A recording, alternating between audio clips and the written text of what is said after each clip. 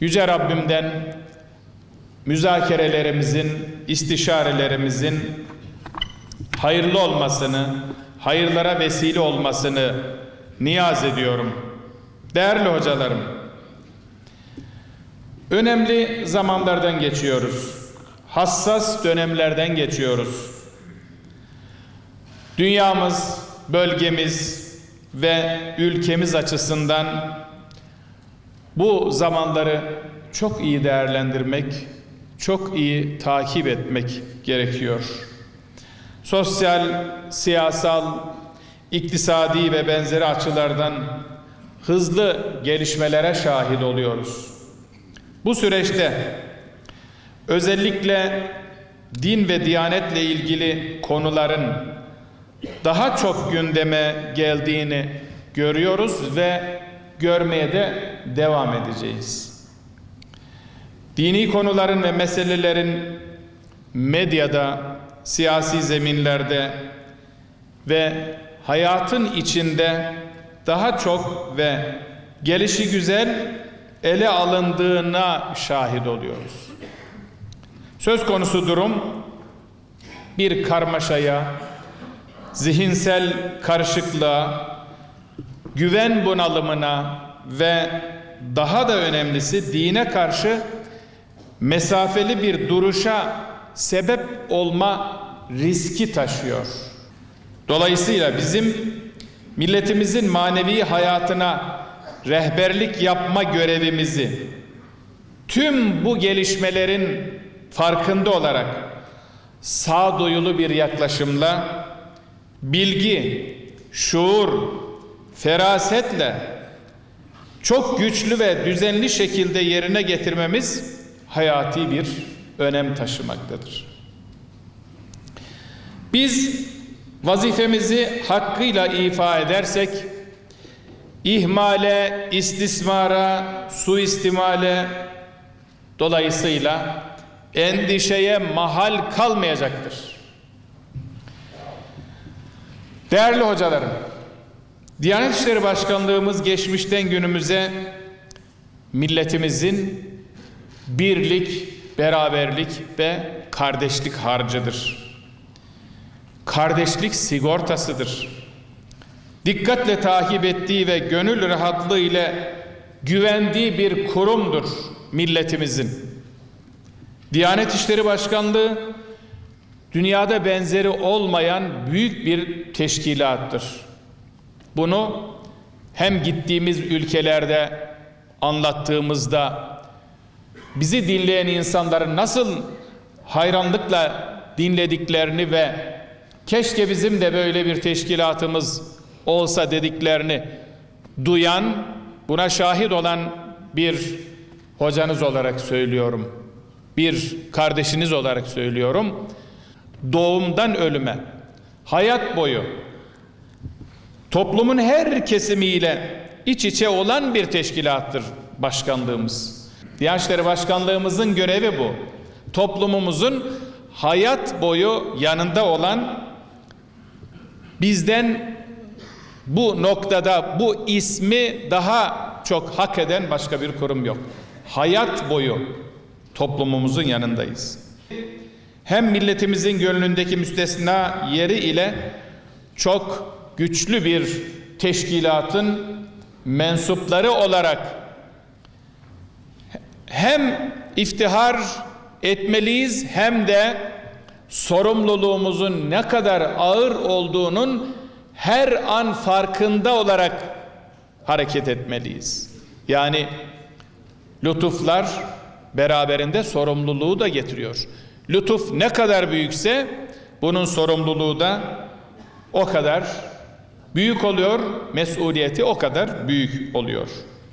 Diyanet İşleri Başkanlığımızın mensupları sadece bir kamu görevlisi değildir. Aynı zamanda bir inancın ve medeniyetin temsilcisiyiz hepimiz. Diyanet İşleri Başkanı'ndan en ücra bir mezradaki imamımıza kadar, müftülüğümüzde çalışan hizmetlimize kadar hepimizin ortak bir ismi var. Peygamber varisi. Yani çalışanlarının tamamı hoca olan, çalışanlarının tamamı peygamber varisi olan bir teşkilatın mensubuyuz. Müftülük makamı her açıdan örnek bir makam olmalı. Güzel ahlakın ihyasından merhamet medeniyetinin inşasına kadar her alanda öncülük edecek bir makamdır müftülük makamı. Önderlik ve rehberlik makamıdır müftilik makamı. Peygamber varisliğidir. Dolayısıyla böylesine önemli bir vazifenin ihmalinden doğacak zarar da en az ehemmiyeti kadar büyük olur. Yani sorumluluk ne kadar büyükse, vazife ne kadar büyükse ona verilen zarar da o kadar büyük olur. Tarihten de biliyoruz ki din ve diyanet hizmetlerindeki boşluk ve ihmalin bedeli çok acı olmuştur. Dolayısıyla bu fani dünyayı baki dünyamızı mamur etmek için kullanmamız gerekiyor. Bunun için varız dünyada. اَلَّذ۪ي خَلَقَ الْمَوْتَ وَالْحَيَاةَ لِيَبْلُوَكُمْ اَيُّكُمْ اَحْسَنُ عَمَلًا. Bakalım hanginiz en güzel işi yapıyorsunuz diye Allah ölümü de hayatı da sizi imtihan etmek için yarattı. Bu imtihanla karşı karşıya olduğumuzu hiçbir zaman aklımızdan çıkarmayalım. Gençler rol model üzerinden hayata katılırlar. Bugün gençliğimiz açısından en büyük sorun hayatıyla, tavır ve davranışlarıyla onlara örnek olma noktasındaki zayıflıktır. Onların arayışına, hayallerine gereği gibi rehberlik edememektir. Bu alanımızı bizim geliştirmemiz gerekiyor. Hal dilini kuşanabilmek için İslam'ın ilkelerini ve Peygamber Efendimizin hayatını milletimizin her ferdine ulaştırmayı dert edinmemiz gerekiyor. Bu derdimiz doğrultusunda daha çok çalışmamız gerekiyor. Allah ve Resulünü her şeyden daha çok sevmek böyle olur. Eğer biz peygamber varisliğimizi hakkıyla yaparsak, işte Rabbimizi ve peygamberimizi en güzel bir şekilde sevdiğimizi de göstermiş oluruz. Hal dilini diri tutmak için samimiyet ve hasbiliği merkeze almamız gerekiyor. Toplumda tedavi etmeye çalıştığımız hastalıklara biz düçar olmuşsak önce bunu konuşmalıyız. Dünyevileşme, şükürsüzlük bizim bünyemizi tahrip ediyorsa önce kendi bünyemizi sağlamlaştırmalıyız. Diğer yandan sözün büyüsünün aklı esir aldığı bir çağda tebliğ ve irşatta dil ve üslup meselemizi gözden geçirmek durumundayız. Her görevlimiz cami içinde, cami dışında, sosyal medyada ve her yerde bilgiye, hikmete, irfana, ahlaka dayalı bir dil kullanmak zorundadır. Her görevlimiz. Elbette cami dışı din hizmetlerimiz gençlere, aileye, çocuklara, manevi rehberlik alanına yönelik hizmetlerimiz artarak devam edecek.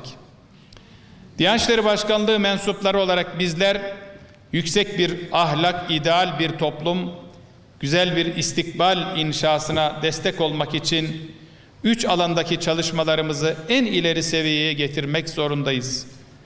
Bu alanlar her zaman söylediğimiz gibi çocuklar, gençler, aileler. Bütün çocuklarımızı, gençlerimizi, ailelerimizi dikkate alarak onlara yönelik din eğitimi ve diğer ahlaki konulardaki eğitimlerimizi geliştirmemiz gerekiyor. Bu 3 kesime yönelik faaliyetlerimiz nesillerimize daha güzel bir dünya bırakma adına insanlık vazifemizdir. Onları hakikat ve güzel ahlakla buluşturmak adına kulluk görevimizdir. Her vesileyle dile getirdiğim bir kanaatimi burada bir kez daha ifade etmek istiyorum. Bizim millet olarak en büyük imkan ve zenginliklerimizden birisi gençlerimizdir. Genç ve dinamik nüfusumuzdur. Dolayısıyla gençlerimize daha çok sahip çıkmamız gerekiyor. Gençlik koordinatörlerimizin daha çok çalışması gerekiyor. Gençlik merkezlerimizi daha çok artırmamız gerekiyor.